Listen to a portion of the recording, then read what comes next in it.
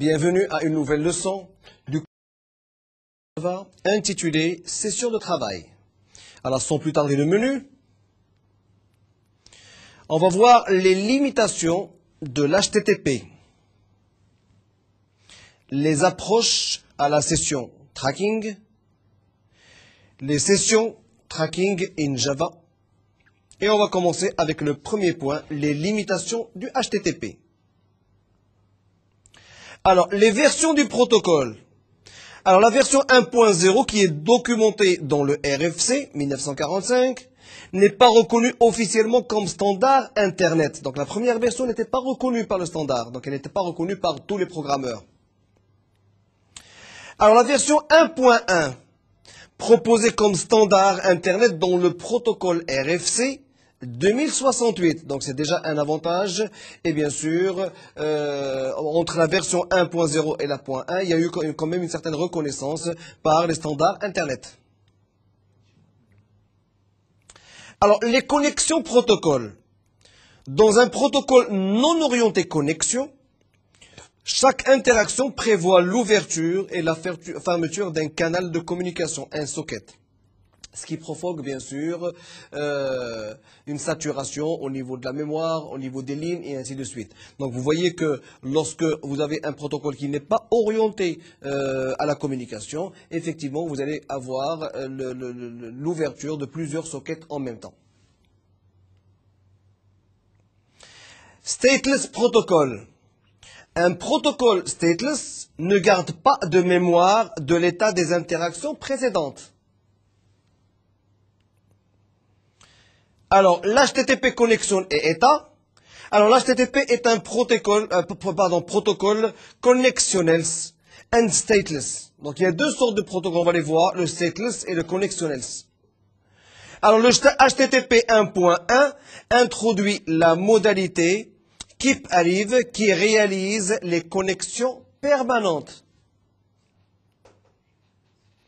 Alors, cette modalité n'influence cependant pas l'état HTTP 1.1 et en tout cas stateless. Alors, les sessions et états. Une version fait en sorte que le serveur puisse reconnaître le client, les connexions. Et ça, c'est très important.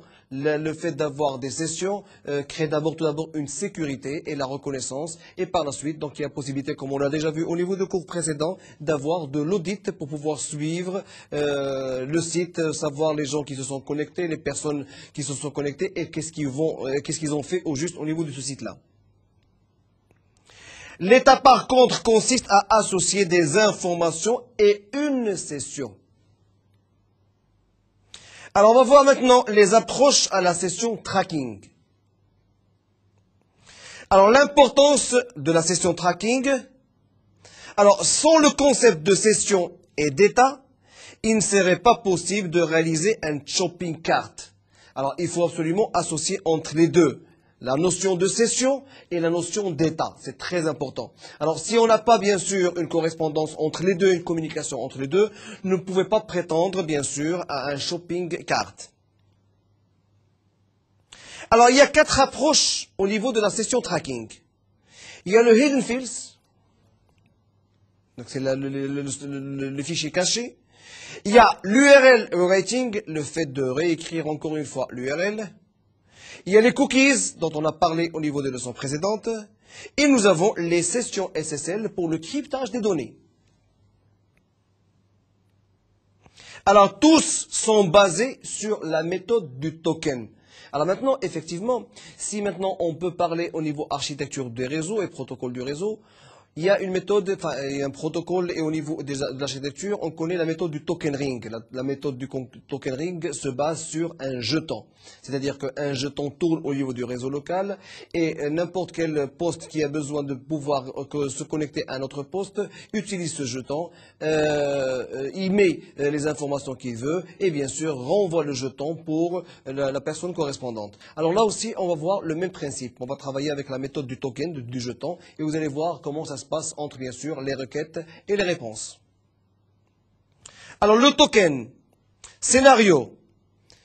C est un client Et S est un serveur, parce qu'on va voir tout de suite un schéma où on va expliquer un petit peu la communication entre un client et un serveur. Alors C, c'est le client, S, c'est le serveur.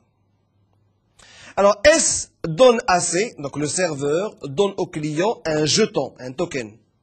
La première fois que C envoie une demande à S, au serveur, après quoi, le client envoie le token à chaque requête suivante. Et ça, c'est l'avantage.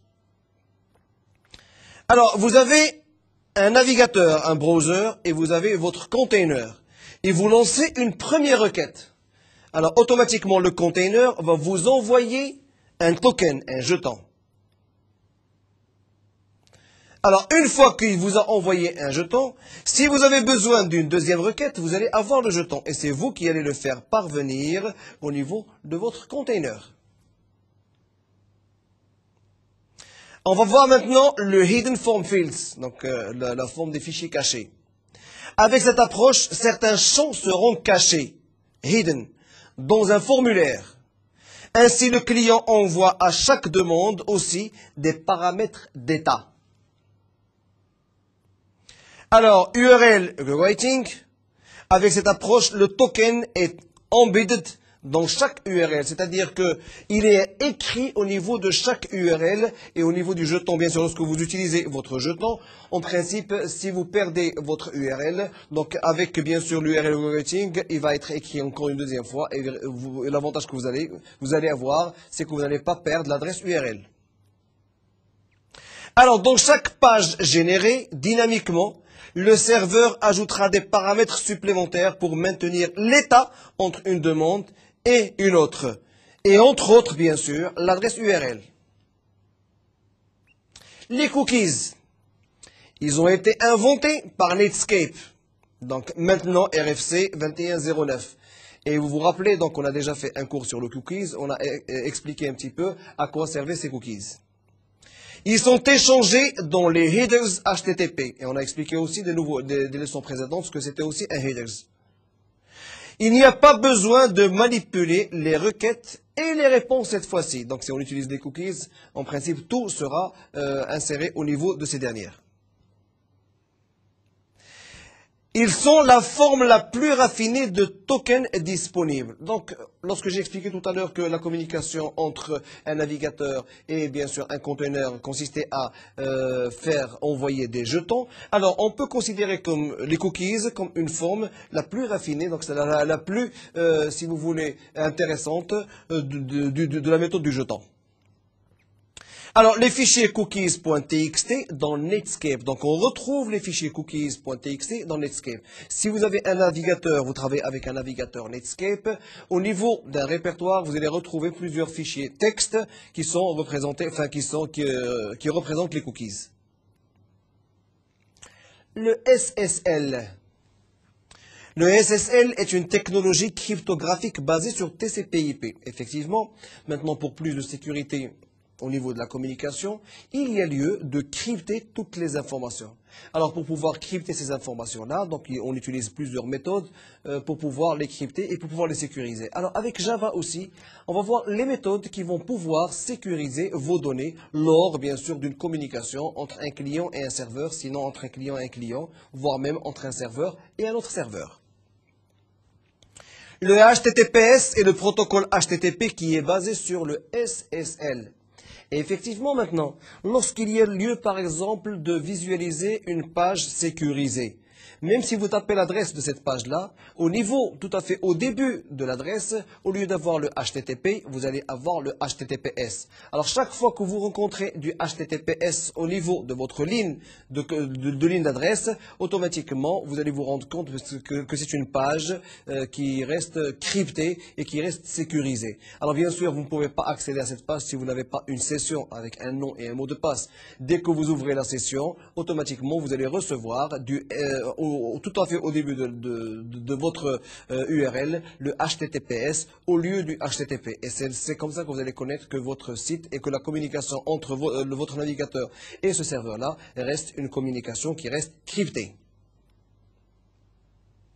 Alors, ce protocole crée des clés, des sessions, keys, symétriques, employées pour crypter et décrypter les messages. Alors là, c'est la notion de clé publique et clé privée. Effectivement, maintenant, pour pouvoir crypter et décrypter, vous devez avoir une autorisation. Et là, vous utilisez la notion de clé. Alors, celui qui doit décrypter doit avoir la clé publique de celui qui a crypté et ainsi de suite. Alors ça, c'est tout un cours qui est très intéressant et que vous pouvez voir au niveau d'autres leçons, par exemple, au niveau de la sécurité réseau sur Microsoft, par exemple. La clé du client peut être employée comme token. Effectivement. Alors, le jeton que vous avez, donc, il peut être utilisé comme clé. Donc, la clé du client sera utilisée ou peut être employée comme token. Les sessions tracking dans Java. Directement avec les cookies. Alors, on utilise le javax.servlet.http.cookie. Alors, ça reste bien sûr des événements qui sont très simples et ils ont un contrôle total sur les cookies. C'est ça l'avantage de Java. C'est-à-dire que vous avez un contrôle total avec des arguments, avec des procédures. Vous avez un contrôle total sur les cookies. Alors, un exemple avec les cookies. On va voir du code maintenant. Alors, vous avez cookie, C est égal à new cookie, donc nous allons créer une nouvelle instance de l'objet cookie, si vous voulez, qu'on va appeler magnitude 1. Alors, C.set max age 60 x 60.